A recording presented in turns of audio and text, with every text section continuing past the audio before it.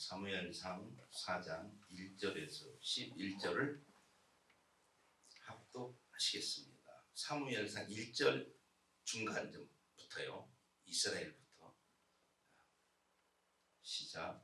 이스라엘은 나가서 블레셋 사람과 싸우려고 에베네셀 곁에 진치고 블레셋 사람은 아벡에 진쳤더라. 이스라엘을 대하여 항우를 벌리니라. 그 둘이 싸우다가 이스라엘이 블레셋 사람 앞에서 패하여 그들에게 전쟁에서 죽임을 당한 군사가 4,000명 가량이라. 백성이 진으로 돌아오매 이스라엘 장로들이 가로되 여호와께서 어찌하여 우리로 오늘 블레셋 사람 앞에서 패하게 하셨는고? 여호와의 언약궤를 실로에서 우리에게로 가져다가 우리 중에 있게 하여 그것으로 우리를 우리 원수들의 손에서 구원하게 하자 하니, 이에 백성이 실로에 보내어 그룹 사이에 계신 만군의 여호와의 언약궤를 거기서 가져왔고, 엘리의 두 아들 홈니와 비나스는 하나님의 언약궤와 함께 거기 있었더라. 여호와의 언약궤가 진에 들어올 때 온 이스라엘이 큰 소리로 외치매 땅이 울린지라. 블레셋 사람이 그 외치는 소리를 듣고 가로되 히브리 진에서 큰 소리로 외치면 어찌미뇨 하다가 여호와의 궤가 진에 들어온 줄을 깨달은지라. 블레셋 사람이 두려워하려 가로되 신이 진에 이르렀도다 하고, 또 가로되 우리에게 화로다. 전일에는 이런 일이 없었도다. 우리에게 화로다. 누가 우리를 이 능한 손들의 손에서 건지리요? 그들은 광야에서 여러 가지 재앙으로 애굽인을 친들이니라. 너희 블레셋 사람들아, 강하게 되며 대장부가 되어라. 너희가 히브리 사람의 종이 되기를 그들이 너희의 종이 되었던 것 같이 말고 대장부같이 되어 싸우라 하고, 블레셋 사람이 쳤더니 이스라엘이 패하여 각기 장막으로 도망하였고, 살육이 심히 커서 이스라엘 보병에 엎드린 자가 3만이었으며 하나님의 궤는 빼앗겼고 이스라엘의 두 아들 홈니와 비나스는 죽임을 당하였더라. 아멘.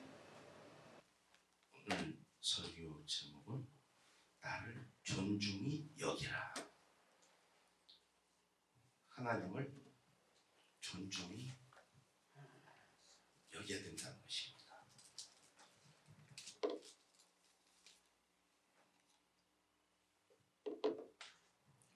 방금 합독하신 4장 1절에서 11절 말씀은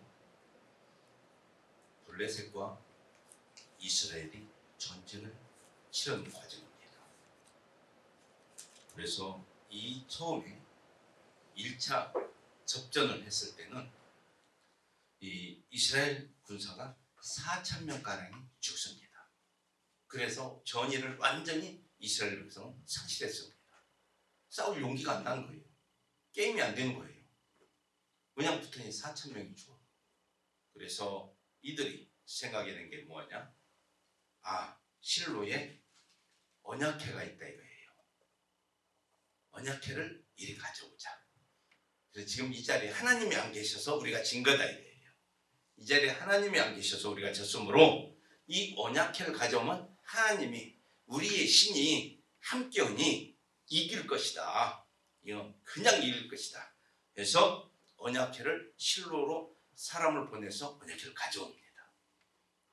그래 가져와서 나가겠는데, 가져오니까 언약궤 옆에는 홈니와 비나스가, 이 엘리의 제사장의 아들 둘이, 홈니와 비나스가 또 이 언약궤 옆에 딱 있습니다. 제사장도 함께 있으면서 이제 언약궤가 왔으므로 이겼다 이거예요. 이 게임은 이겼다. 그러니까 막 함성을 지르는 겁니다. 언약궤가 도착하니까 막 함성이, 이 성경의 표현대로 보면 이 땅이 울릴 정도로, 땅이 진동할 정도로 함성을 울리는 거예요. 이겼다, 이겼다. 이제 블레셋은 다 죽였다. 그래서 이 블레셋 사람들이, 블레셋의 대장이 자기 군사들에게 명령을 합니다. 저들의 사기가 저렇게 충만하니까 자기도 가만히 있으면 안 되니까 자기 군사들에게 명령을 하는데, 저들의 신이 왔다. 지금 저들의 신이 실로에서 이쪽으로 왔으니까, 옮겨왔으니까 우리가 정신을 바짝 차리자. 그 신은 애굽에서 올 때 많은 사람 이 모든 걸 일으키고 이스라엘을 지켰던 그 신이다. 적들을 많이 물리쳤던 신이다. 우리가 알지 않냐. 그러니 우리가 정말로 정신을 바짝 차리고 이스라엘의 종이 되기 싫으면은 죽기 살기로 싸워야 된다. 종이 될 바에는 차라리 죽어라 하는 얘기예요. 그래가지고 전쟁을 하니 누가 이겼어요? 블레셋이. 이스라엘 군인 3만 명이 또 죽임을 당합니다. 그래서 그냥 패해버린 거예요. 그걸로 끝나는 게 아니라 언약궤도 뺏겨버렸어요. 블레셋 군인들한테. 그 사람들한테 언약궤도 뺏겼지. 또 언약궤 옆에 제사장 아들 엘리 아들, 그것도 제사장입니다. 아들 둘 홈리와 피나스도 그 자리에서 블레셋 군인들에게 죽임을 당합니다.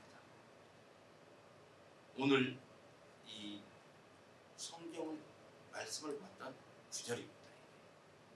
그런데 왜 제사장 아들이, 이 제사장은 이때까지는 그 가문으로 쭉 이어오는 제사장입니다. 가문으로. 이게 이 선대 몇 대 후부터 쭉 그 대대로 이어나서 내려오는 엘리, 그 다음에 그 아들들 홈리와 비나스가 또 제사장이 되고 이렇게 내려오는 과정인데 왜 이렇게 죽었을까? 왜 패했을까? 제사장이 엘리가 제사장직을, 제사장 하나님을 제대로 섬기지 못했다는 것입니다. 엘리.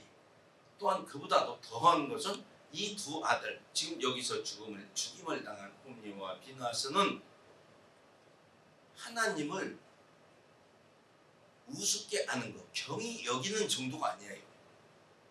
하나님을 경멸할 정도예요.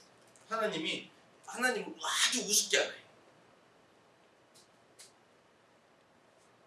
제사장의 아들, 제사장은 아들인데도 불구하고 하나님 알기를 자기 물질, 막 그 백성들이 제사 지내라고 갖다 주는 모든 그 동물들, 이 제사 지내기 위해 쓰는 거, 이것을 자기 먹거리로 알아. 아, 백성들이 갖다 주는 먹거리다. 그래서 제사를 먼저 지내려고 하면은 솥에 끓이면은 새 갈고리로 갈고리가 3개예요. 3개 갈고리로 이렇게 긁어요. 왜 3개냐? 작은 것은 빠져나가라. 고기 덩어리가 작은 건 빠져나가고 큰 것만 걸려라 이겁니다. 그래서 딱 긁습니다. 그래서 걸리는 건 다 자기 거야. 하나님은 조금만 넣어라 이거예요. 조금만 넣어라. 배우는 것입니다. 그랬지. 또 이 태워서 제사를 드리려고 하면은 태우기 전에 그 제사장 밑에서 일하는 사람이 와서, 홈리와 비나스에서 밑에서 일하는 이 사람이 와서 제사 드리는 그 사람에게, 우리 제사장님은 태운 거 싫어한다. 구운 고기를 싫어하고 생고기를 좋아한다. 그래, 생고기를 내놔라 이거예요.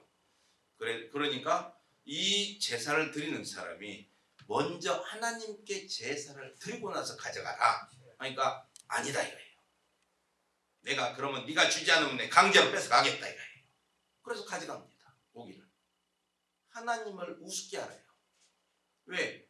제사장, 이 홈리와 비나스도 제사장입니다. 이 제사장이 하나님을 우습게 하니까 그 밑에서 시종 드는 사람도 하나님을 우습게 하는 거예요. 눈에 보이는 홈리와 비나스, 이 사람이 큰 거예요. 더. 안 보이는 하나님은 우습게 하라고 그래요. 이게 백성들 사이에서 소문이 납니다.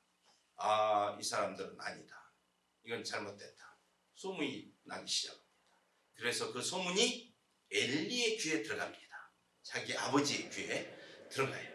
아버지에 들어가서 이렇게 또 이 성막에서 수종드는 여인을 또 겁탈까지 합니다.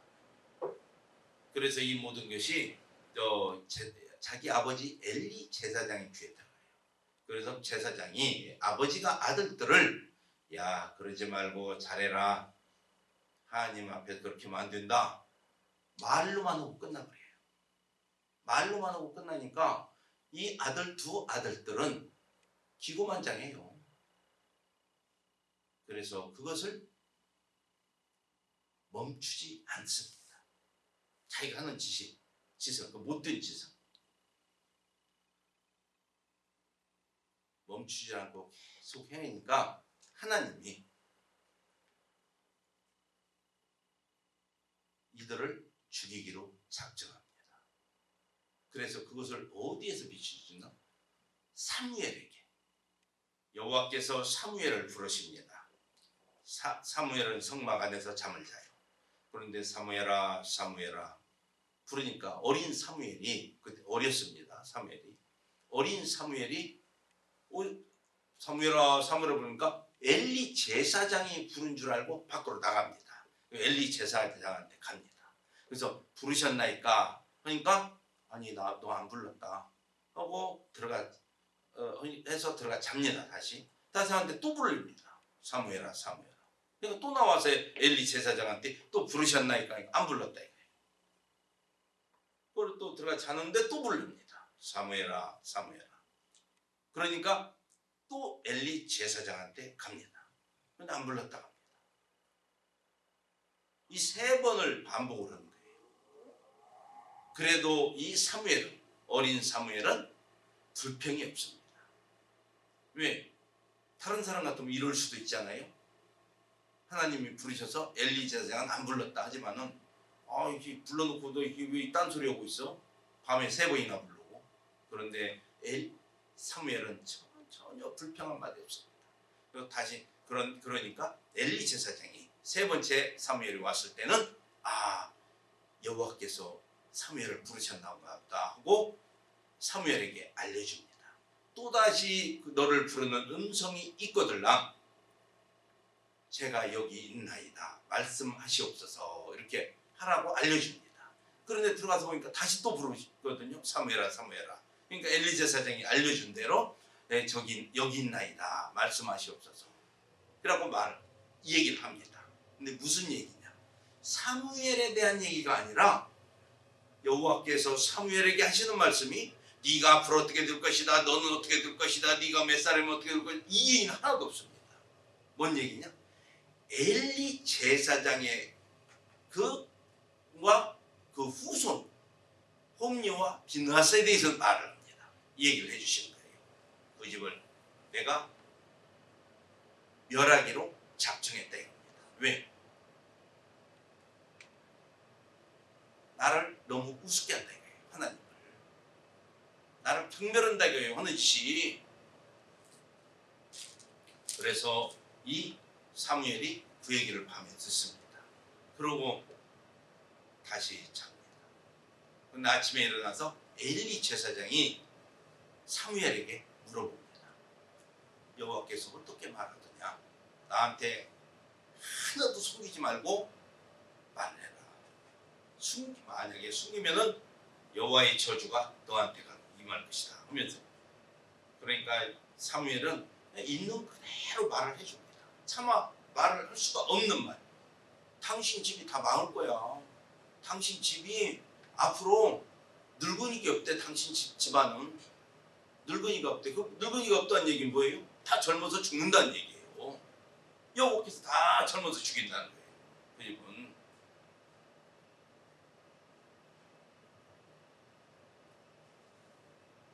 그리고 당신 집은 이제 제사장직에서 끝난다는 거예요. 더 안 내려간다는 거예요. 이제 여기서 끝이다. 왜? 아들이 그렇게 저주를 자청하되 아비가 그것을 막질 않았어요. 그냥 말로만 그러면 안 된다. 그러면 안 된다. 말로만 하고 끝난 거예요. 그래서 하나님이 그 집안에게 저주를 내리는 것입니다. 그래서 이들이 엘리가 그 사무엘의 말을 듣고, 그러면 사무엘의 말을 들었으면은 지금 우리 집안이 망하게 됐다 해서 자기 아들들을 데려다가 혼을 내고 무엇을 해야 이게 되는데 전혀 그런 게 없습니다. 전혀 반성이 없어요. 곧 회개가 없다는 거예요. 회개가 없이 그냥 그 사무엘의 얘기가 아닌데 하나님의 말씀인데 그냥 회개가 없이 넘어가 버리는 겁니다. 그래서 그 표징이 어떻게 나타난다? 옴니와 비느가스와 둘이 한 날에 죽을 것이다. 이 2장 27절을 보면은 2장 27절 사무엘상 2장 27절 제가 읽겠습니다. 하나님의 사람이 엘리에게 와서 그에게 이르되 여호와의 말씀에 너희 조상의 집이 애굽에서 바로 집에 속하였을 때에 내가 그들에게 나타나지 아니하였느냐. 이스라엘 모든 지파 중에서 내가 그를 택하여 나의 제사장을 삼아 그로 내 단에 올라 분향하며 내 앞에서 에봇을 입게 하지 아니하였느냐. 이스라엘 자손에 드리는 모든 과제를 내가 내 조상의 집에 주지 아니하였느냐. 그 조상에게 줘서 대대로 제사장직을 맡게 했다는 것입니다. 27절 처음에 하나님의 사람이 엘리에게 와서 엘리 제사장에 와서 하나님의 사람으로만 표현되어 있습니다. 이름은 없습니다. 이 사람이 와서 엘리에게 말을 하는 것입니다. 왜? 이때 당시에는 제사장이 막강한 권한가 있고 그 왕의 권한도 이 제사장에게 다 있었을 때입니다. 그렇기 때문에 하나님의 사람, 그러니까 하나님이 일시적으로 쓰시는 선지자입니다. 왜? 엘리에게 알려줘야겠는데 하나님이 직접 나타나진 않아요. 항상 사람을 통해서 역사하십니다. 그래서 미리 예고를 해주는 거예요. 깨달으라고, 회개하라고, 27절에서 회개하라고 이렇게 처음에 얘기를 해줍니다. 해주고 쭉 27절 보면은 2장 27절 이하로 쭉 보면은 모든 것이 다 나와요. 먼저 그 선지자가 얘기를 해주고 가는 것입니다. 그런데 엘리는 회개치 않습니다. 아들한테도 징계를 내리지 않아요. 그래서 이 집은 영원히 끊어지게 되는 것입니다. 목사 아들, 아니면 어디 누구 선교사로 나고 파송하는데 그 집 자녀들이라든가 모든 것이 주님 앞에 섰을 때 주님이 함께하지. 나는 목사 아들이니까, 나는 누구 아들이니까, 우리 부모는 믿음이 좋아, 나도 거기에 편성이 되겠지. 이건 아니라는 것입니다. 자녀들이 잘못됐을 때는 과감히 초달을 들으라고 성경은 기록되어 있습니다. 때려서라도 고치라는 것입니다. 말씀을 떠나서는 안 된다는 것을 알게 하라는 것입니다. 그렇지 않으면 그 자녀는 물론 그 부모까지도 그 아들들 그 자녀를 훈육시키지 못했다는 책임에서 벗어나지 못한다는 것입니다. 항상 우리는 나의 자녀가 과연 믿음의 길에 있는지, 믿음 밖으로 나갔는지 우리는 항상 그런 걸 살펴봐야 한다는 것입니다. 자녀가 가는 길, 본인은 스스로 맞다고 주장하지만 과연 그게 맞는 길인지, 옳은 길인지, 또한 그 직업은 하나님이 과연 함께 해줄 수 있는 직업인지. 아니 어디 가서 룸사롱을 차려서 만약에 그런 룸사롱 사장이 된 직업을 가졌다 이거예요. 그러면서 하나님 도와주세요, 우리 아들이 룸사롱을 챙겼습니다, 많은 손님이 와서 돈을 많이 벌게 해주세요. 그러면 하나님이 그걸 기도 들어주시겠습니까? 절대 안 들어준다는 것입니다. 하나님 보시기에 이 직업도 하나님 보시기에 합당한 직업이 돼야 돼요. 그래 하나님이 역사해 주시죠. 축복해 주시죠. 룸사롱 오는 데다 축복해 주시겠습니까?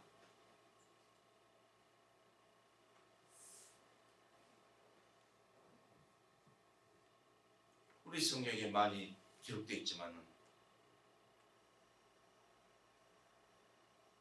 우리는 안 좋은 직업을 가졌다 할지라도 이제부터 회개하고 돌이킵니다. 회개하고 돌이키면은 하나님은 역사해 주신다는 것입니다. 그래서 그 하나님을 바로 아는 것이 먼저예요. 하나님을 바로 알아야 돼요. 그래서 하나님을 항상 존중히 여겨야 된다는 것입니다. 여기 2장 30절 2장 30절을 같이 합독하시겠습니다. 2장 사무엘상 2장 30절 시작. 그러므로 이스라엘 하나님 나 여호와가 말하노라. 내가 전에 네 집과 네 조상의 집이 내 앞에 영영히 행하리라 하였으나 이제 나 여호와가 말하노니 결단코 그렇게 아니하리라. 나를 존중히 여기는 자를 내가 존중히 여기고 나를 멸시하는 자를 내가 경멸히 여기리라. 아멘.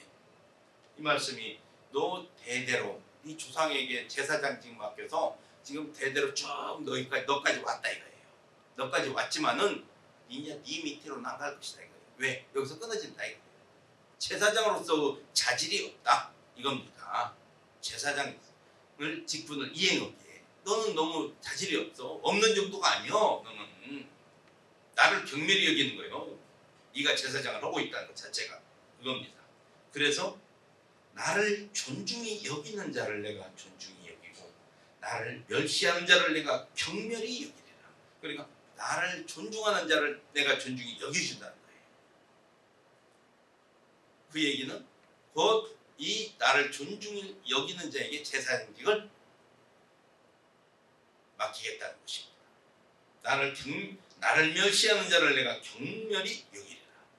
나를 멸시하니까 나도 너를 여호와께서도 경멸히 여긴다는 것입니다. 그럼 경멸히 여기는데 축복을 받겠어요?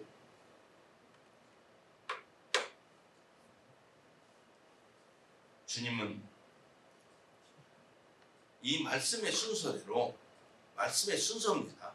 나를 존중히 하나님을 존중히 여겼을 때 하나님도 나를 존중히 여겨주신다는 것입니다. 하나님이 먼저 나를 존중히 여겨주는 게 아니에요. 우리가 하나님 앞에 내 믿음이 하나님 보시기에 합당했을 때 하나님도 나에게 더 큰 축복도 허락하시며 나의 앞길을 인도해 주신다는 것입니다. 그런데 하나님 보시기에 합당치 않냐면 하나님은 경멸히 여기신다는 거예요. 나를 내가 어떻게 믿어야 될까? 내가 어떤 마음의 자세를 가져야 될까? 이 코로나 이 시대에 코로나19로 인하여 이 세상이 지금 이렇게 움츠러들고 모든 경제가 마비되며 모든 기업들도 어려움에 처해 있습니다. 물론 이걸 기회로 또 번창하는 사람도 있고 번창하는 기업도 있을 수 있어요. 우리는 이런 역병에 우리는 더욱더 기도해야 된다는 것입니다. 우리가 하나님 보시기에 합당해야 한다는 것입니다. 주님은 말씀하십니다. 환난 날에 나를 부르라. 내가 즉시 응답하리라. 그런데 응답이 됐냐 이거예요. 하나님이 내 기도를 들어주냐 이거예요. 그럼 내가 평소에 어떻게 해야 되냐? 이게 답이 나오는 것입니다. 평소에 하나님 보시기에 합당한 자는 즉시 응답해 주지만은 그렇지 못하면은 아무리 불러도 대답은 없다는 것입니다. 이 사무엘이 이제 사무엘에게 모든 게 내려가지만은 이 홈리와 비나스의 두 아들이 언약궤 옆에서 죽어요. 왜? 하나님을 멸시해서 하나님을 멸시했으므로 언약궤 앞에서 죽게 된다는 것입니다. 우리가 육적인 관계로 예배당만 열심히 달리면 되겠지 아니라는 것입니다. 마음 자세가 하나님을 섬기는 마음이 돼야 된다는 것입니다. 몸만 왔다 갔다 이렇게 돼서는 절대 하나님은 그분의 기도 듣지 않는다는 것입니다. 항상 주님을 사랑하는 마음, 이 마음, 지금 예배를 신령과 진정으로 드리는 예배가 되어야 한다는 것입니다. 그래야 주님이 그 예배를 받으신다는 거예요. 이 예배가 내가 지금 많은 사람이 아마 우리 같은 적은 수가 모인 교회도 있겠지만은 몇천 명, 몇만 명이 모이는 교회도 있을 거란 말이에요. 아무리 많은 수가 모이면 뭐예요? 하나님은 그 한 사람 개개인이에요. 그 개인의 기도, 그 사람의 기도가 과연 내 기도가 과연 연락되냐 안 되냐가 중요한 거지.